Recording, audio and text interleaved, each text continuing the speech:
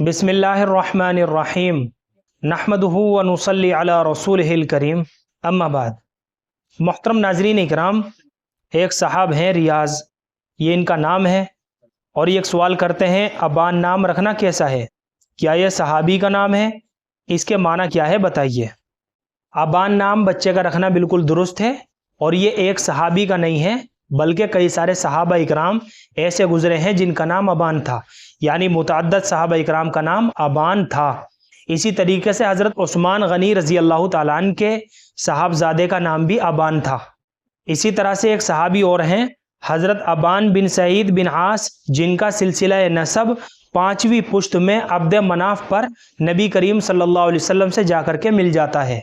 तो ये किसी एक सहाबी का नाम नहीं है बल्कि मुतअद्दिद सहाबा इकराम का नाम है, यानी बहुत सारे सहाबा इकराम ऐसे गुजरे हैं जिनका नाम अबान था। और जैसा कि मैंने आपको बताया कि हज़रत उस्मान गनी रज़ी अल्लाह ताला अन्हु के बेटे का नाम भी अबान था। और जहाँ तक अबान नाम के माना की बात है तो अरबी ज़ुबान में अबान कहते हैं साफ़ और वाज़ेह चीज़ को। अबान नाम के माना है साफ़ और वाज़ेह चीज़, यानी ऐसी चीज़ कि जिसके अंदर किसी दूसरी चीज़ की मिलावट ना हो, बिल्कुल साफ़ और शफ़ाफ़ और वाज़ेह चीज़।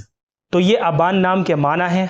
लेकिन जहाँ सहाबा सहाबियात और अंबिया इकराम अज़वाज मुताहिरात के नाम आते हैं वहाँ माना जानने की भी ज़रूरत नहीं होती है, क्योंकि इन हस्तियों के नाम होना ही निस्बत और बरकत के लिए काफ़ी होता है।